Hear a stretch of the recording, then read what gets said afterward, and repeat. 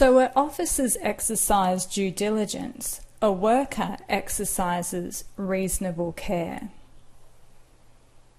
So workers must take reasonable care of their health and safety and that of those affected by their activities in the workplace.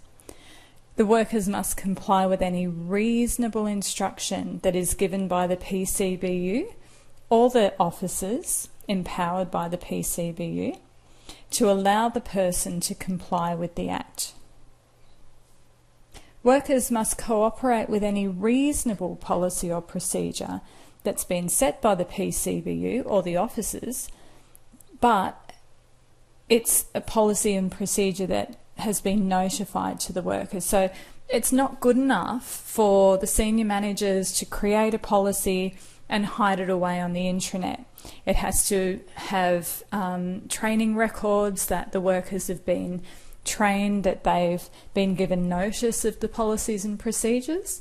The policy and procedure manual might be in a hard copy somewhere easily accessible in the lunchroom or in their operations manager's office, somewhere where they can access, not hidden down in the admin building where they never attend, or they might feel uncomfortable attending if they're in hairnets and personal protective equipment and the office staff are there in their with their Gucci handbags and Manolo Blahnik shoes.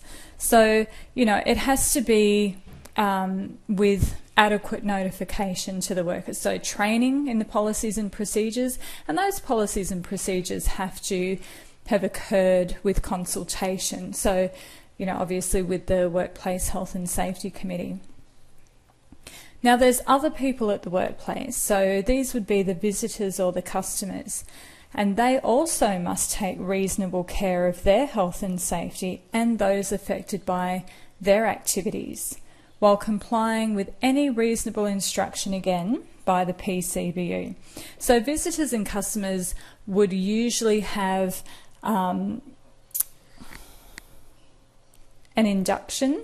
So that might simply be an induction card that they keep in their pocket with emergency procedures and a couple of quick rules about, walking around the operational sites only when they're in the company of an employee, or I guess now we're calling them a worker.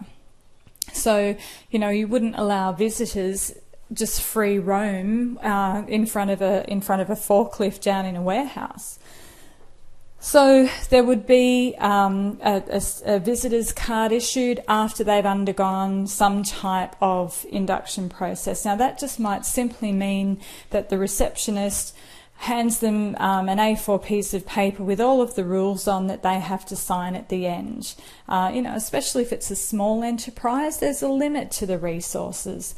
Other medium-sized companies might actually take them into a little video room and, it's more audio-visual and they are exposed to a nicely produced, visual graphic display of where the emergency procedures are and what part of the factory floor they can and can't access.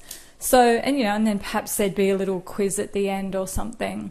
So, it just depends on the nature of the business and the size of the business. But again, at the end of the day, they're complying with the instructions. And it could just simply be a worker on behalf of the PCBU that's issuing those instructions.